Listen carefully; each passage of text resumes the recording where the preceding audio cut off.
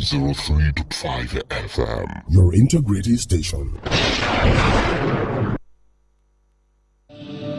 Láti ìkànnì Honor 103.5 FM. Aago méjìlá lù. This is Honor 103.5 FM. The time is 12 o'clock.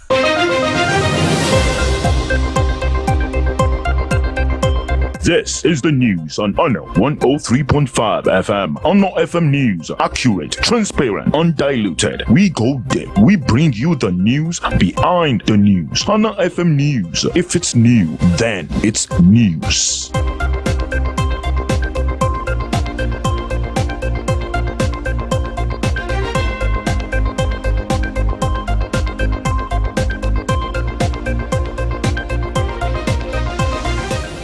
Good afternoon, welcome to the World News at Noon on Honor 103.5 FM.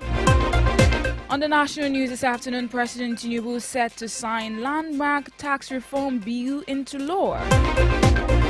On the African news, 8 lose lives, 400 injured in Kenya protest against President Ruto.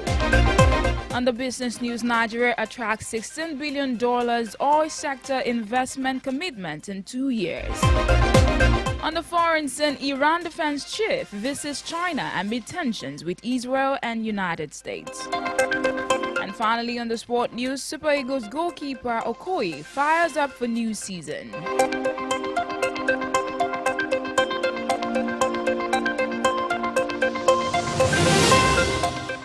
Welcome once again to the news. I am Temitope Dada. Now the news in detail. President Bola Tinubu will today sign into law 4 tax reform bills aimed at overhauling Nigeria's fiscal landscape. The bills recently passed by the National Assembly are designed to streamline tax administration and boost investor confidence. The 4 bills are the Nigerian Tax Bill, Nigeria Tax Administration Bill, the Nigerian Revenue Service Establishment Bill, and the Joint Revenue Board Establishment Bill. These laws are expected to simplify tax compliance, enhance revenue generation, and improve the overall ease of doing business in Nigeria. According to a statement by the President's Special Advisor on Information and Strategy, Bayo Onanuga, the legislation marks a major step forward in President Tinubu's economic reform. The ceremonial signing will take place at the State House in Abuja. The President's advisor noted that the laws will lead to increased revenue generation, an improved business environment, and boost domestic and foreign investment.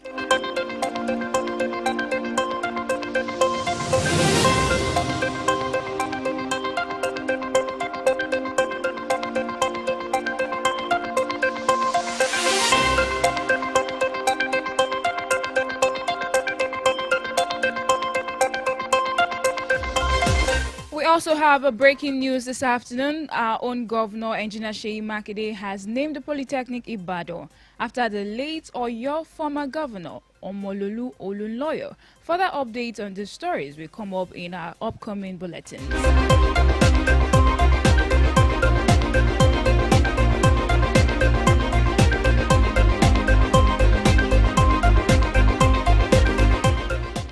On the national news this afternoon, the Defense Headquarters has announced plans to deploy over 800 special forces to troubled states like Benue, Plateau, and Borno. The move is aimed at complementing troops in combating the security challenges in these areas. Chief of Defense Staff, General Christopher Musa, made this known in a training seminar in Abuja. According to General Musa, the special forces are currently undergoing comprehensive training on how to tackle the rising threats to the nation's security. He explained that the training is designed to equip the forces with the necessary skills to face the challenges ahead. The forces are expected to be deployed together as a cohesive unit to enhance their effectiveness.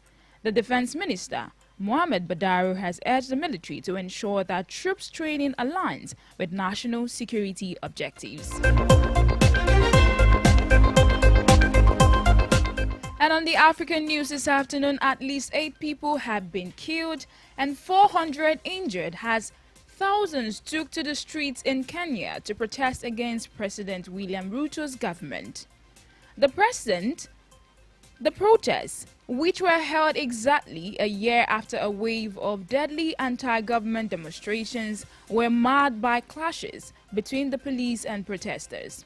Many of the protesters chanted "Ruto must go" and waved branches as a peace symbol, opposition to his rule. The government had banned live TV and radio coverage of the protests, but the High Court overturned the decree. President Ruto urged protesters not to threaten peace and stability as crowds tried to reach his official residence. The authorities have not given any casualty figures, but human rights groups have reported that at least 8 protesters were killed, with some high estimates as high as 16.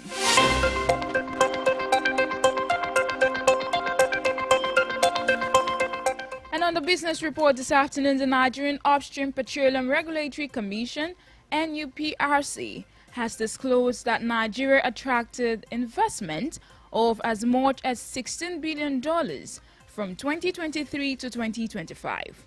The Commission Chief Executive, Benga Komolafe, stated these in an address in Lagos.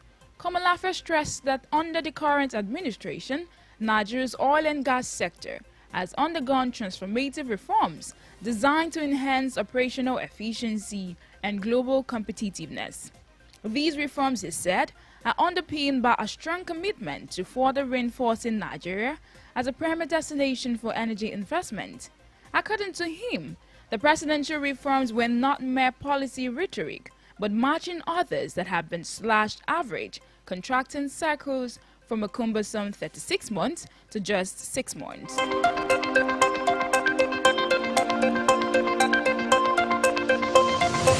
Moving on to the foreign scene, a news coming from Iran says Iran's defense minister Aziz has made his first reported trip abroad since the 12-day clash between Israel, visiting diplomatic and economic ally China. He attended a gathering of the Shanghai Cooperative Organization, a China and Russia-led regional security grouping in the Chinese city.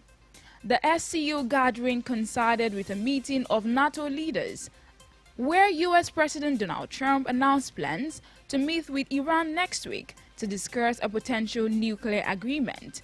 The timing highlights China's growing role as a key international player, particularly in regional security. Aziz's visit also undiscussed the importance of Iran's relationship with China. The two countries have strengthened their ties in recent years, with Iran becoming a member of the SCO in 2023 and joining the BRICS group in 2024. Still on the foreign scene, the head of the U.S. CIA has said U.S. strikes severely damaged Iran's nuclear facilities and set them back years. According to newsmen, this report has downplayed the raid's impact. John Ratcliffe, the U.S. agency's director, said key sites had been destroyed, though he stopped short of declaring that Iran's nuclear program had been eliminated. This comes a day after a leaked preliminary assessment from an intelligence agency suggesting core components of Iran's nuclear program remaining intact after the U.S. bombing. Finally, on sport news, Super Eagles goalkeeper Maduka Okoye says he's returning to his club in Italy as a new man after spending part of his off-season in Enugu. The Udinese shortstopper was honored with an Enugu State ambassador by Governor Pitamba. Okoye's visit to the governor marked the end of his holiday as he prepares to return to Udinese for pre-season. Okoye made 25 Serie A appearances for Udinese this past season, helping them to the 12th place finish. He joined Udinese in 2023 with a 5-year contract which runs till 2028.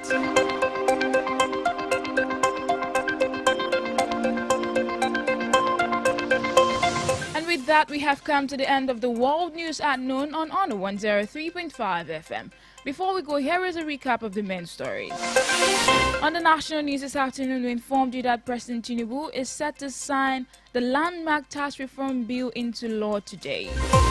On the African news, 8 people have lost their lives and 400 injured in Kenya protests against President Ruto.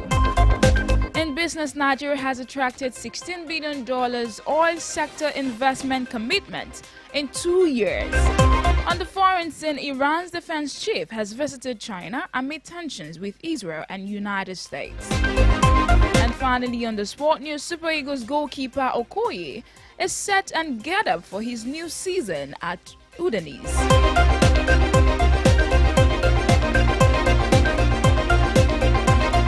For Eyewitness Report, news mentions and news commercials, contact the Honor FM newsroom at 0915-103-5555.